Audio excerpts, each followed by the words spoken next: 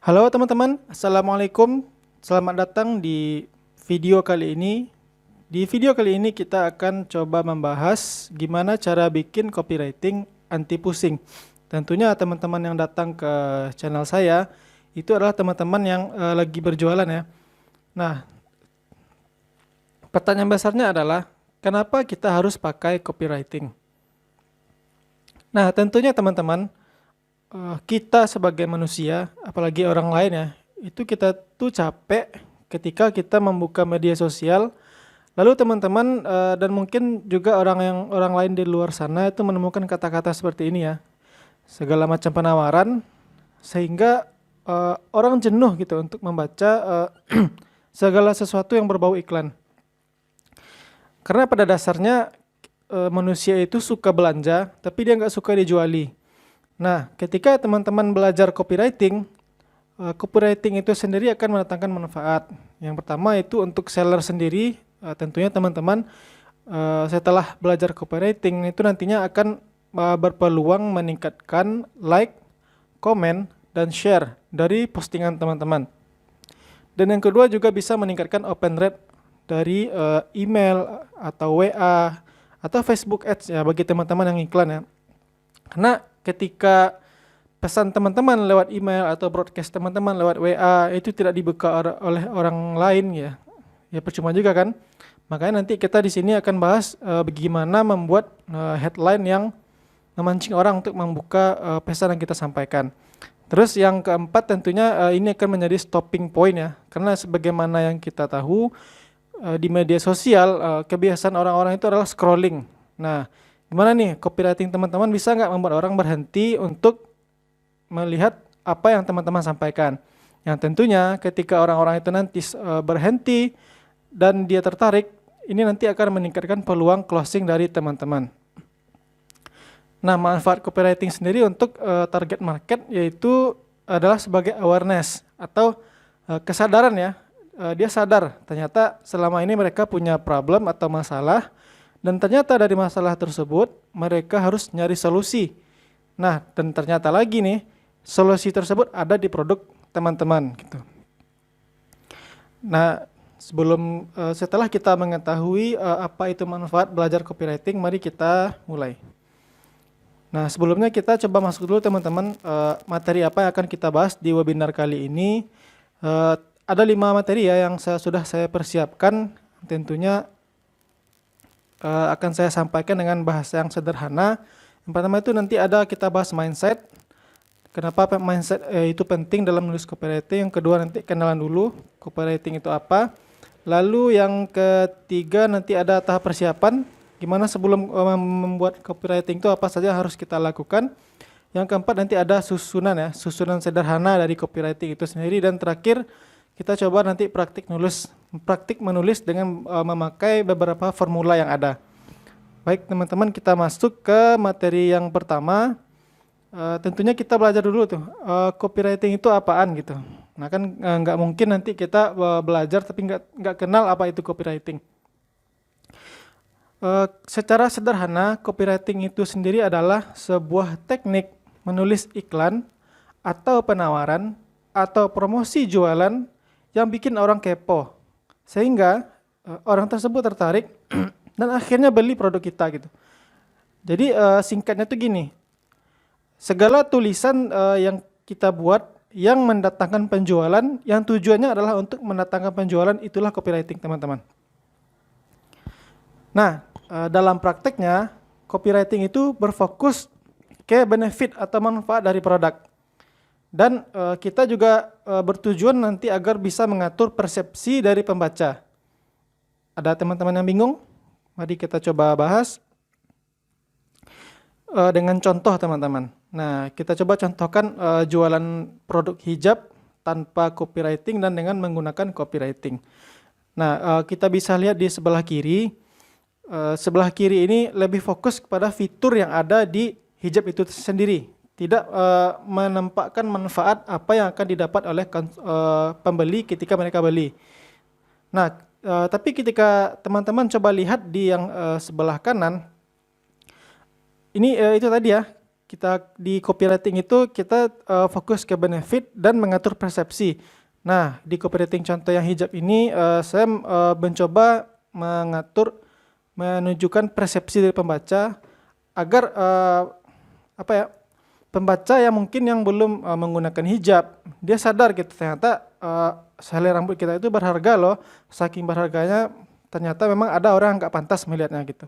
Nah, dari tahap ini sebenarnya dengan copywriting kita belum masuk ke dalam tahap berjualan. Hanya sekedar sebagai awareness gitu, teman-teman.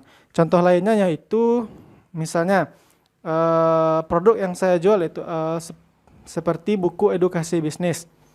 Nah, yang berjudul Easy Copywriting. Nah, mari kita bandingkan teman-teman. Di sebelah kiri itu saya fokus membuat kata-kata yang mengandung fitur aja. Nggak ada manfaat buat orang-orang yang menjadi target market saya. Nah, sedangkan di yang sebelah kanan itu saya menggunakan kata-kata benefit yang sekaligus juga mengatur persepsi dari pembaca. Seperti nih, sepi closingan bukan pilihan, perbaiki kalimat promosi Anda, insya Allah banjir cuan. Nah, di sini saya menargetkan persepsi pembaca bahwasanya ketika kita sepi closingan, kalau saja kita memperbaiki kalimat promosi, itu nanti akan membuat kita banjir orderan gitu. Nah, segitu fungsi dari copywriting itu sendiri. Kita coba masuk ke contoh yang ketiga. Ini adalah produk saya sendiri, produk yaitu kelas online yang ngajarin cara bikin video hanya lewat HP. Nah, di sebelah kiri teman-teman itu saya hanya menyebutkan fitur dari kelas online-nya. Tidak menyebutkan manfaat yang didapat oleh calon pembeli itu sendiri. Sedangkan di sebelah kanan, saya juga selain menampilkan benefit, saya juga berusaha mengatur persepsi dari pembaca. Misalnya PPKM bukan alasan usaha ngos-ngosan. Tarik perhatian pelanggan dengan video promosi yang rupawan. Nah, di bawah itu saya tambahin berupa catatan ya, bisa diedit sambil rebahan. Artinya apa? Copywriting ini saya tujukan kepada orang-orang yang mungkin usahanya di media sosial itu lagi sepi gitu ya. Ternyata di kalimat berikutnya saya bilang kalau promosi dengan video, ternyata bisa ya, itu menarik perhatian pelanggan.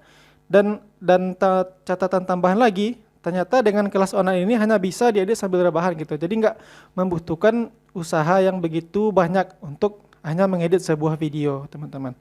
Begitu. Nah, kalau contoh lain gitu, seperti sebagaimana yang sudah sering kita lihat di iklan ya. Seperti yang sebelah kiri itu ada iklan Yakult dan iklan juga sabun ya. Nah, ini tentunya mempengaruhi persepsi dari pembaca. Seperti iklan Yakult gitu teman-teman. Cintai ususmu, Yakult setiap hari. Ya, tentunya orang berpersepsi ketika dia minum Yakult berarti dia sudah menyehatkan ususnya. Begitu juga dengan iklan di sebelah kanan, ketika mereka memakai sabun Nuvo, ya berarti aman dong untuk anak-anaknya main di luar. Nah, gitu teman-teman. Intinya nanti apapun copywriting atau kata-kata yang teman-teman buat untuk promosi produk, usahakan memainkan persepsi dari calon pembelinya. Oke, paham ya teman-teman ya? Kita coba lanjutkan. Setelah dari contoh, kita masuk ke mindset membuat copywriting. Nah, kenapa di copywriting itu sangat penting kita bahas mindset? Karena copywriting itu sendiri bukanlah dewa teman-teman. Artinya, kalaupun teman-teman sudah menguasai copywriting, itu belum tentu teman-teman akan laris jualannya. Karena jualan online itu sendiri adalah mengandung banyak multidisiplin ilmu gitu. Jadi copywriting hanya salah satunya.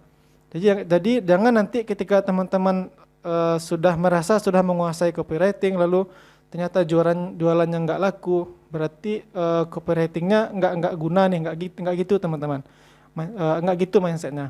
Mari kita coba lihat mindset dari membuat copywriting itu sendiri. Di sini saya coba membahas 4 teman-teman. Yang pertama yaitu ketika kita membuat copywriting, jadilah seorang problem solver. Artinya, kata-kata yang kita buat dari produk yang kita jual itu fokus ke bagaimana cara mengatasi masalah dari pembeli. Bukan hanya sekedar menunjukkan produk kita ini hebat, kita ini bagus dalam berjualan, bukan teman-teman. Kita fokus ke bagaimana masalah apa yang bisa kita selesaikan dari dari pembeli dengan produk kita gitu. Nah, mindset yang kedua, tentunya teman-teman harus lebih menonjolkan benefit atau manfaat dari produk, bukan sekedar fitur. Jadi karena di media sosial ketika kita berpromosi itu tidak ada yang peduli dengan kita ataupun produk kita. Karena mereka hanya peduli dengan sesuatu yang bermanfaat buat mereka, teman-teman. Nah, tentunya yang ketiga, tidak ada yang sekali bikin copywriting itu langsung laris. Artinya teman-teman harus banyak trial error.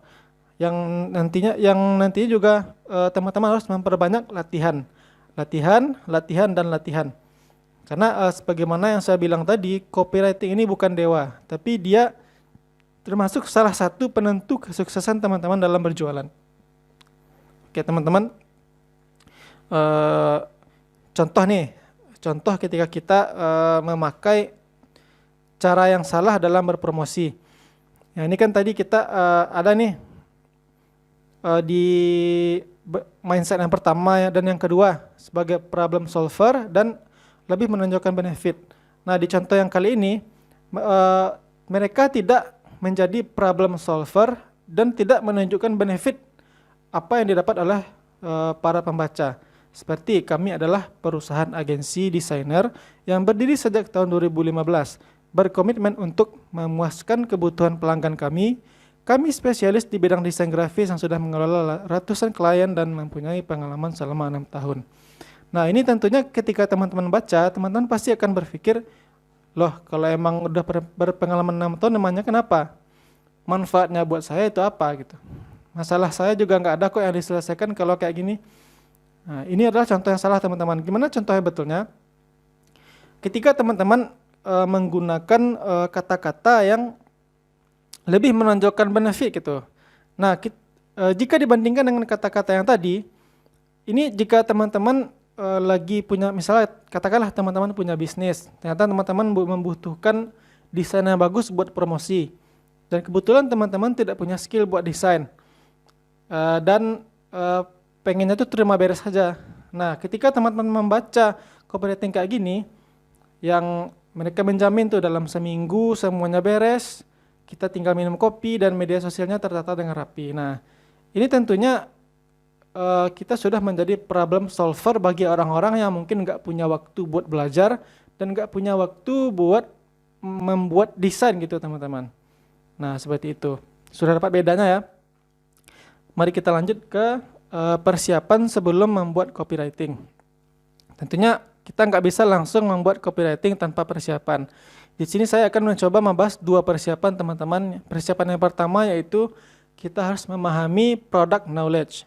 Product knowledge ini adalah sesimpel pemahaman kita terkait spesifikasi lengkap tentang produk yang kita jual. Kenapa? Karena yang tahu tentang produk kita itu hanya kita sendiri teman-teman. Orang lain itu nggak tahu. Kalau kita saja tidak tahu tentang produk yang kita jual, gimana cara kita meyakinkan orang buat beli? Nah, seperti itu. Ya, sesimpel product knowledge itu seperti pertama manfaatnya apa, yang kedua kenapa orang harus beli produk itu gitu, dan yang ketiga spesifikasi lengkapnya apa, nah, yang keempat produknya aman nggak gitu, perizinannya bagaimana, legal atau tidak, bahan-bahannya aman atau tidak. Nah, jika pertanyaan sederhana seperti ini sudah bisa teman-teman jawab tanpa melihat catatan, itu teman-teman sudah menyelesaikan satu persiapan untuk membuat copywriting. Nah, di persiapan yang kedua, ketika teman-teman sudah tahu tentang seluk-beluk dari produknya, yaitu teman-teman harus menentukan target market. Target market ini adalah target pasar spesifik dari produk teman-teman. Dan perlu teman-teman ketahui, target market ini 10 kali lebih penting dari copywriting itu sendiri. Kenapa teman-teman? Karena prinsipnya kita itu tidak bisa membuat copywriting untuk semua orang. Dalam artian, kita tidak bisa menjual sebuah produk yang produk tersebut adalah untuk semua orang. Itu tidak bisa, teman-teman. Makanya kita butuh menentukan target market spesifik. Caranya gimana? Sesederhana 5 poin yang saya sampaikan ini. Pertama, berapa harga produknya. Ini menentukan nanti apakah produk ini untuk menengah ke bawah atau menengah ke atas. Yang kedua, berapa usia target marketnya. Apakah usia remaja, anak sekolahan, anak kuliahan, atau anak pegawai kantoran, pegawai swasta, atau mungkin orang tua. Nah, lalu pekerjaannya apa? Pegawai kantoran kah? PNS kah? Atau mungkin pelajar kah? Nah, lalu apa ketakutan terbesar dari orang-orang ini? Yang tentunya harus dihubungkan dengan produk kita. Nah, dan yang terakhir yaitu masalah apa yang ingin kita selesaikan. Masalah apa dari target market kita yang selesai ketika mereka membeli produk kita gitu. Nah, artinya ketika teman-teman sudah bisa menjawab 5 pertanyaan ini minimal, ya selamat, berarti teman-teman sudah menyelesaikan 2 persiapan ya untuk membuat copywriting. Dimana tadi yang pertama teman-teman harus paham seluk-beluk produknya. Yang kedua teman-teman juga harus paham untuk siapa produk ini dijual. Yang dimana konsep yang kita tahu tadi, kita tidak bisa menjual produk untuk semua orang. Ya, oke teman-teman. Nah, contoh nih, ketika mungkin teman-teman ada yang jualan snack, kata-kata copywriting itu kayak gini. Pagi-pagi selalu sibuk buat siap-siap ngantor, tapi nggak selalu sempat buat sarapan. Kalau belum sempat, keripik pisang XX bisa menemani pagimu karena coklatnya tebal, bisa dimakan sambil jalan dan pastinya bikin kenyang. Udah pernah nyobain? Artinya teman-teman, copywriting ini tidak terbentuk dengan serta-merta, tidak terbentuk kayak gini gitu. Artinya sebelumnya sudah ditentukan dulu produk knowledge-nya kayak gimana, pengetahuan tentang keripik pisang ini. Oh ternyata keripik pisangnya tebal. Kalau tebal berarti dia mengenyangkan. Kalau mengenyangkan berarti dia bisa buat pengganti sarapan bagi yang nggak sempat sarapan. Target marketnya siapa? Berarti target marketnya adalah orang-orang yang kerja kantoran, yang mereka selalu masuk shift pagi ya, dan nggak punya waktu buat sarapan. Dan kalaupun mereka harus makan, itu harus makan dengan waktu yang singkat. Nah artinya keripik pisang teman-teman itu bisa menjadi solusi bagi orang-orang kantoran yang kayak gini. Nah artinya teman-teman bisa membuat copywriting seperti ini asalkan teman-teman sudah menentukan, sudah tahu yang pertama product knowledge. Nah, gimana? Yang kedua sudah menentukan target marketnya itu siapa gitu. Nah, kita masuk ke susunan sederhana dari copywriting itu sendiri. Nah, di sini saya hanya coba menyederhanakan dari susunan copywriting itu. Yang pertama yang kita perlukan itu adalah headline. Headline ini adalah kepala dari copywritingnya. Yang kedua nanti kita akan coba bahas, kita akan pakai formula apa untuk penulisannya. Yang ketiga tentunya kita akan coba membuat call to action atau ajakan untuk bertindak. Apakah ajakan ini berupa pembelian, atau untuk follow, atau download, atau apapun teman-teman. Mari kita coba bahas headline. Headline ini adalah iklan kita gitu.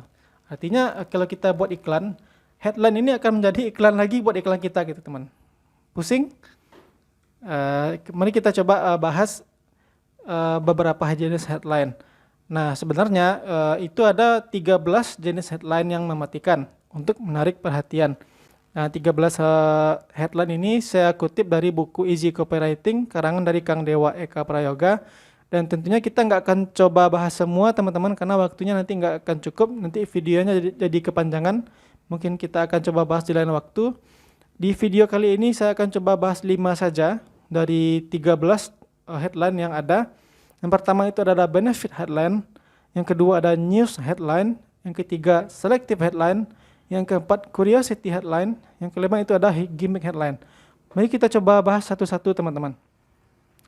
Nah di benefit headline itu ada 2 macam sudut ya. Yang pertama itu keuntungan ekonomis, yang kedua ada keuntungan psikologis. Nah benefit headline ini kita dalam membuat headline-nya kita fokus ke manfaat apa yang didapatkan oleh pembaca kita. Contohnya beli 1 dapat 2, Artinya orang ini mikir, oh beli satu dapat dua, ini apa nih? Kayaknya menarik nih, saya beli satu tapi dapatnya dua gitu. Atau contoh kedua, super hemat 80%. Contoh yang ketiga itu gratis makan steak buat yang puasa hari ini. Atau bonus buku bisnis buat yang beli kelas YouTube hari ini. Artinya teman-teman, ini adalah benefit headline yang mengambil keuntungan ekonomis. Artinya ada hal-hal yang dihemat dan ada hal-hal tambahan yang didapat oleh pembaca ketika mereka membeli produk atau jasa teman-teman. Nah, biasanya keuntungan ekonomis ini ditandai dengan kata-kata hemat, gratis, atau bonus. Nah, sedangkan benefit headline untuk psikologis itu ada contohnya seperti 1 minggu bisa bahasa Inggris, atau 7 langkah praktis bikin copywriting, atau langsing dalam 30 hari tanpa olahraga. Yang keempat, cara mulai bisnis tanpa modal dari nol. Nah, tentunya ini akan mempengaruhi psikologis dari pembaca agar mereka bisa membaca lebih lanjut penawaran dari teman-teman nantinya. Kita masuk ke headline yang kedua berupa news headline. News headline ini lebih kita memberitakan sesuatu ya, memberitakan sesuatu yang dimana biasanya news headline ini cocok untuk launching produk baru ya, atau kita memperkenalkan sebuah produk baru, atau mungkin kita ada sebuah event yang akan kita adakan. Contohnya yaitu seperti pertama di Indonesia, aplikasi membership dan afiliasi karya anak bangsa. Yang kedua, temukan cara terbaik mengurangi sakit kepala Anda. Yang ketiga, fakta mengejutkan tentang bisnis online. Nah, tentunya ini akan membuat orang penasaran ketika teman-teman menggunakan news headline ini. Berikutnya yaitu jenis headline berikutnya adalah selective headline. Selective headline ini dibuat untuk ditujukan ke pembaca tertentu yang lebih spesifik teman-teman. Misalnya, khusus pembeli kelas online gampang edit video di pengusahanikkelas.com. Tentunya kata-kata tersebut akan menyaring orang-orang yang sudah membeli dan menyaring orang-orang yang tidak membeli mungkin teman-teman. Contoh yang kedua yaitu untuk kamu yang suka musik. Artinya orang-orang yang tidak suka musik itu akan tersaring dengan sendirinya. Contoh terakhir yaitu perhatian pebisnis kuliner. Nah, itu teman-teman. Contoh dari selective headline. Intinya adalah selective headline itu menargetkan kepada pembaca tertentu yang spesifik. Kita masuk ke curiosity headline. Curiosity headline ini seperti kita membuat kalimat yang membuat orang penasaran. Dia penasaran untuk membaca penawaran kita lebih lanjut gitu. Misalnya, 1 kunci sederhana agar jualan Anda laris. Dia pasti penasaran tuh 1 kunci itu apaan gitu. Atau contoh kedua, ini dia 7 tips diet praktis buat wanita karir. Atau begini cara menghasilkan uang melalui Facebook. Atau ternyata ini penyebab anak menjadi demam gitu. Nah, tentunya kalimat-kalimat ini membuat orang penasaran untuk membaca apapun yang teman-teman posting. Nah, yang kelima itu ada gimmick headline. Di mana gimmick headline itu sendiri kita menggunakan permainan kata dan kalimat di dalam pembuatannya.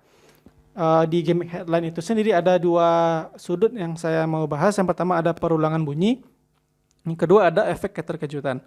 Nah, kita bahas yang pertama di perulangan bunyi. Seperti contoh yaitu posting terus, jualan mulus, banjir order dengan reseller, gendutkan rekening dengan copywriting. Dapat ya teman-teman? Kita masuk ke contoh lain seperti beberapa buku yang saya jual. Sekali broadcast dapat cash, gendeng jualannya, gendeng omsetnya, modal curhat, omset melesat. Ini adalah beberapa buku terbitan Billionaire Store dan beberapa juga dikarang oleh Kang Dewa Eka Prayoga.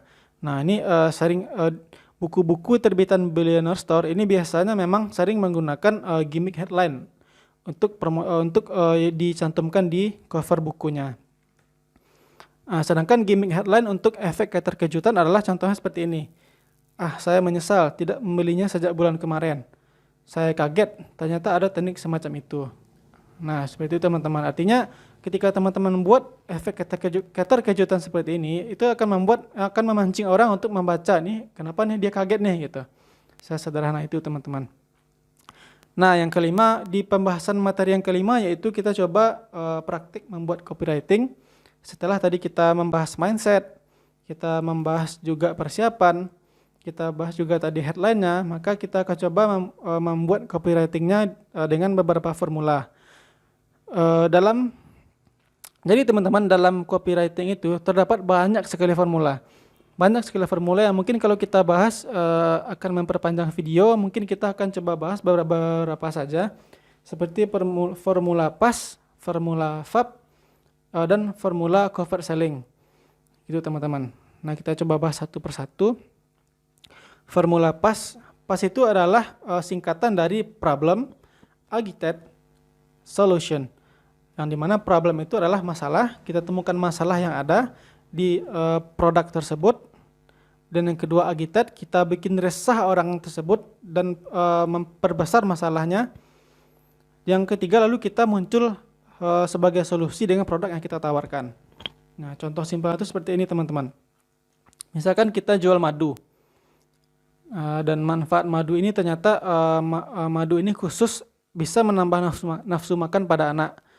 Yang tentunya kita akan menawarkan madu ini kepada anak yang memiliki masalah malas makan sehingga badannya kurus. Yang kalau badannya kurus gampang sakit. Yang kalau anak itu sakit tentunya orang tuanya panik. Nah, maka kita akan coba terapkan ke formulanya. Itu seperti ini teman-teman. Ingat ya, tadi untuk susunan copywriting itu ada headline, ada formula, lalu ada call to action. Kalau video ini kecepatan, teman-teman bisa ulang lagi nanti di bagian yang teman-teman inginkan. Nah, kita coba terapkan di formula PAS-nya. Kita tentukan headline-nya dulu. Hati-hati kalau anak susah makan, Bun. Nah, ini tentunya selektif headline ya, selektif di mana headline ini menargetkan para bunda yang sudah memiliki anak ya. Jadi orang yang mungkin belum mempunyai anak atau mungkin laki-laki ini akan terseleksi dengan sendirinya. Nah, masuk ke bawah yaitu problem, hai bunda, kepikiran terus nggak anak susah makan. Nah, tentunya ini adalah sebuah masalah ya, sebuah masalah yang kita temukan yang berhubungan dengan produk kita, di mana setiap bunda tentunya takut ya kalau anaknya susah makan. Lalu setelah kita menemukan sebuah masalahnya itu tadi anak susah makan, kita perbesar masalah tersebut. Hati-hati loh bun, kalau nafsu makan anak rendah, mereka jadi gampang sakit. Kalau anak sakit, biasanya berat badan menurun. Anak juga sering rewel dan nangis. Apa bunda gak sedih dan stres ngeliat buah hati kayak gitu? Nah, setelah kita perbesar masalahnya, kita muncul dengan solusi berupa produk kita. Tenang, sekarang bunda gak perlu sedih dan khawatir lagi karena madu ini bikin nafsu makan anak jadi kencang. Lalu di akhir kita bubuhi dengan CTA atau call to action, ajakan bertindak setelah kita buat masalah tadi gitu ya. Yaitu berupa seperti hadiahkan buah hati bunda sebotol madu X sekarang gitu. Kita masuk ke formula FAB ya, FAB. Ini lebih kepanjangannya itu fitur, advantage, dan benefit. Gimana kita contohkan ke produk misalnya, produknya adalah kaos. Fiturnya adalah bisa di custom sesuai keinginan dan bahannya adem sehingga keuntungannya tidak mudah berbau gitu. Dan manfaatnya bisa dipakai dalam waktu yang lama. Mari kita coba terapkan ke formulanya. Dan selalu ya ingat 3 susunan copywriting tadi, ada headline, ada formula, lalu ada CTA. Nah, dari segi headline-nya itu jangan ngaku wibu garis keras kalau belum punya kaos ini. Nah, ini lagi-lagi saya menggunakan selective headline ya teman-teman. Nah, dan itu ada F-nya, ada A dan juga B-nya. Terakhir juga saya juga tidak lupa mencantumkan call to action. Nah, teman-teman bisa nanti ulang-ulangi lagi video ini sampai paham dengan materi yang dijelaskan. Nah, ini teman-teman, dari 2 formula yang kita bahas tadi, formula PAS itu adalah pain, formula FAB itu adalah gain. Artinya apa teman-teman? Ketika tadi teman-teman berjualan madu itu kan kita fokus ya untuk menghindari pain atau kesakitan atau rasa takut. Dimana tadi ketika berjualan madu eh, orang tua itu menghindari ya yang namanya anaknya sakit, anaknya nggak mau makan, anaknya rewel, menghindari agar berat badan anaknya itu nggak turun. Dan ketika tadi di formula FAB, gimana cara meraih kesenangan atau kenyamanan gitu. Nah ini kan nggak ada ya ketakutan di sini, artinya ini hanya berisi kata-kata yang mengandung kesenangan dan kenyamanan. Artinya kalau pakai kaos ini nyaman, dia nggak bau, dia aman dipakai traveling karena nyerap keringat gitu teman-teman. Nah itu ketika teman-teman memakai formula formula PAS itu harus membuat orang menghindari pain atau kesakitan atau ketakutan. Ketika teman-teman memakai formula FAB, teman-teman harus membuat orang yang membaca itu bisa memperoleh kesenangan atau kenyamanan. Nah, formula berikutnya adalah formula covert selling yang mungkin saya nggak bahas di video kali ini. Saya akan teman-teman bisa akses formula covert selling itu, silakan diketikkan di browsernya pengusahanikkelas.com /contekan iklan, dan itu aksesnya gratis teman-teman. Silakan nanti diakses. Dan teman-teman juga kalau ingin ikut dalam diskusi copywriting bisa gabung di Telegram nanti di link yang saya sediakan. Dan sebelum itu formula cover selling adalah formula yang membuat teman-teman berjualan itu tanpa kelihatan jualan. Artinya teman-teman itu berjualan secara terselubung. Artinya nggak terlalu kelihatan gitu kalau kita tuh lagi promosi. Nah detailnya kayak gimana silakan teman-teman lihat di URL yang saya tampilkan di layar gitu. Nah jadi teman-teman, materi barusan itu hanya secuil, sisanya silakan teman-teman belajar secara mandiri. Jika belum puas, itu saya sarankan itu carilah mentor teman-teman. Karena nggak ada orang yang sukses sekarang tanpa adanya mentor. Belajar itu nggak sesempurna kalau kita nggak punya mentor teman-teman. Seperti kita dari SD ya, dari SD, SMP, SMA, juga sampai kuliah itu kan membutuhkan seorang guru ya. Makanya juga untuk belajar materi-materi di dalam bisnis online itu teman-teman membutuhkan guru atau mentor. Nah, kalau teman-teman membutuhkan rekomendasi dari saya, silakan itu nanti ikut kelas copywriting itu di URL yang saya tampilkan. Silakan diketikkan di browsernya bit.ly/kelas copywriting, teman-teman. Ya, mungkin itu dulu. Terima kasih. Video ini dibawakan teman-teman oleh pengusahanikkelas.com, sebuah platform yang berisi produk digital, produk buku edukasi bisnis, dan juga software yang akan membantu teman-teman sukses di bisnis online-nya. Silakan nanti teman-teman boleh berkunjung di pengusahanikkelas.com atau di Instagram saya, atau nanti silakan bergabung di grup Telegram. Mungkin sekian dulu. Terima kasih. Semoga bermanfaat.